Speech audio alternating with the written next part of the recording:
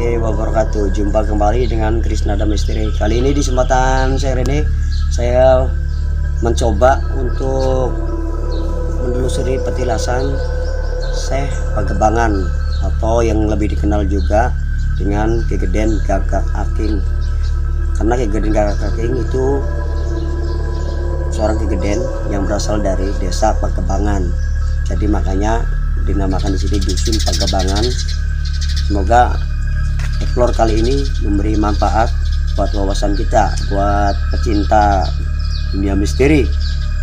Dan kurang lebihnya silakan nanti saya akan menunjukkan tempat-tempat yang bakal kami explore untuk Anda. Yuk kita simak ke depan.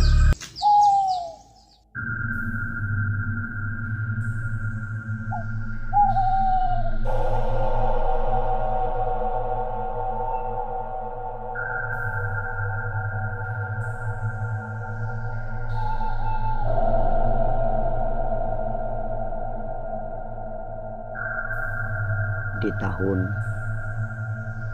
1450 abad yang ke-15 datang seorang ulama dari negara Cempa, Malaka, Malaysia, tepatnya di daerah pesisir Cirebon, Pagebangan. Mereka melakukan syiar Islam kepada masyarakat tersebut. Sampai di situ akhirnya hatinya tergugah untuk melakukan syiar kembali, tepatnya berawal dari Indramayu. Salah satu pendatangnya bernama Desa Tinumpuk Gagang Aking, Kecamatan Jundinyuat, Kabupaten dari Desa Mayu, Gebang, Cirebon. Syekh Gagang Aking mempunyai gelar Ki Geden, adalah seorang penganut Kesultanan Cirebon. Pada waktu itu, beliau sebagai Geden di desa Gebang, Cirebon. Beliau menganggap bahwa pemerintahan Sultan Cirebon dicemari oleh politik Belanda. Maka beliau merasa dirinya kurang setuju atau tidak cocok, merasa terjajah oleh Belanda. Maka mundurlah beliau meninggalkan anak dan istrinya, pergi berjalan memasuki hutan penjalin, dan dibuat sebuah tempat menanamkan sebuah tanaman pohon pilang, dan tempat tersebut diberi nama Blok Pilang. Setelah sekian lama, Syekh Gagak Aking pergi meninggalkan anak dan istrinya.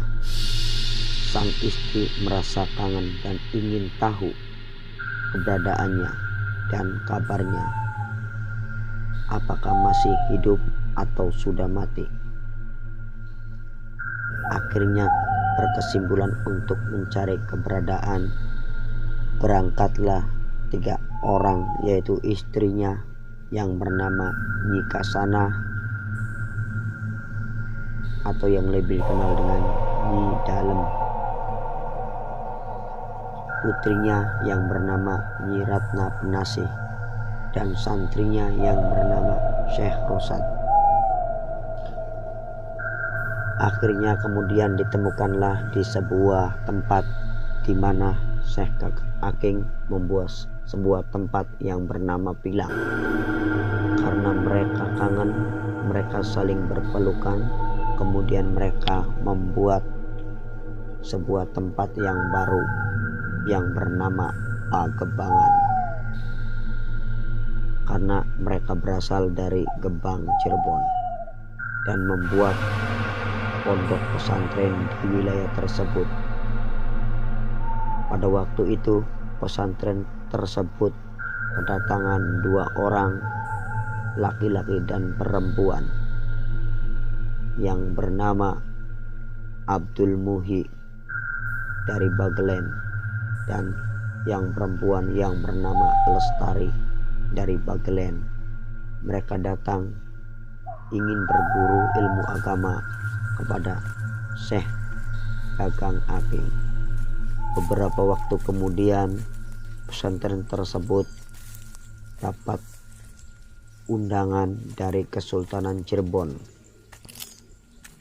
diperintahkan untuk menghadiri undangan karena ada hal penting yang ingin disampaikan. Mengingat Syekh Kakak Aking usianya sudah tua, maka beliau menyuruh santrinya yang laki-laki yang bernama Abdul Muhyi untuk menghadap Sultan Cirebon. Dalam perjalanannya, sang santri dibekali 2 macam perbekalan, yaitu berupa merang segedeng dan sebuah sejenis tombak. Sepulangnya mengemban tugas dari Cirebon, nyampe di desa Pegabangan dengan selamat, Abdul Muhyi diberi gelar atau diberi nama oleh gurunya yaitu dengan Nampa Subaya karena menganggap sebagai penangkal bahaya, dan sekaligus dinikahkan dengan putrinya yang bernama Ratna Pengasih. Setelah Nampa Subaya dan Ratna Pengasih jadi suami istri, Lestari merasa iri hati. Kemudian Lestari pulang ke Bagelen, datang ke tempat orang tuanya Abdul Muhyi dan memberitahu kepada orang tuanya bahwa anaknya di sana bukanlah mencari ilmu melainkan mencari wanita, dan dilaporkan pula kepada Abdul Muhyi sudah menikah dengan anak ibunya dan sudah pula berganti nama dengan Nampa Subaya. Dengan adanya kabar tersebut, bapaknya marah dan memberi nama putrinya atau adik dari Abdul Muhyi yang bernama Labda Kuria untuk ataupun menyusul kakaknya sampai ketemu. Dengan petunjuk dari Lestari bahwa Abdul Muhyi ada di pesantren. Dalam pencariannya, Labda Kuria merasa kelelahan dan berhenti dan istirahat di sebuah hutan penjalin sambil istifat dan menengok ke arah barat melihat ada orang yang sedang membuat sumur. Nah, disinilah dan tempat lokasi. Ternyata orang tersebut adalah kakaknya yang sedang mencari. Maka bertemulah antara adik dan kakak. Kemudian adiknya dibawa ke tempat istrinya sambil beristirahat. Kakaknya berbicara kepadanya bahwa dia sudah menikah dengan Ratna Pengasih cukup luas, dan juga dia berganti nama dengan Nampa Subaya.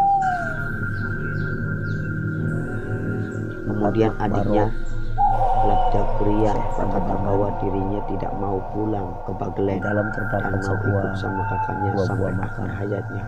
Mendengar perkataan tersebut, artinya Nampa Subaya punya pikiran untuk berangkat dengan adiknya menuju tempat sumur alas penjalin di mana awal pertemuan kakak beradik tersebut. Kemudian di sana membuat lokasi babat hutan. Di sana pula Nampa Subaya dan Labda Kuria membagi hasil babadanya karena kakaknya ikhlas dan adiknya sudi mampir ke tempat kakaknya, maka dijadilah sudi mampir. Banyak berdatangan dari Cirebon dan menjadi sebuah nama desa.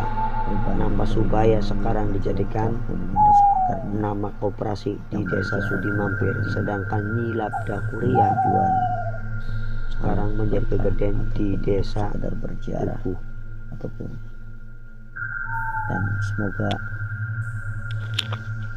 sebelum akhirnya yang kami sampaikan, Labda Kuria bisa mengembangkan kurang lebihnya dengan agama Islamnya sebesar di desa Tugu dan menjadi seorang kegedean.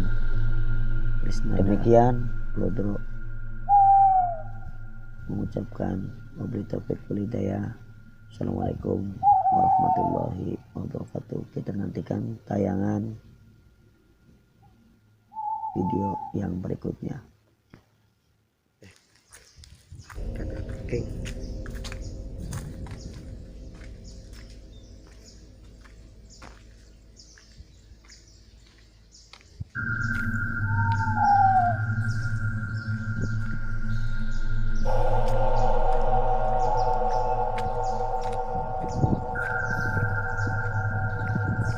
Inilah yang menjadi saksi bersama yang dulu sebagai tanda lebih layaknya di sini adalah bagaimana kita kenal dengan Bapak.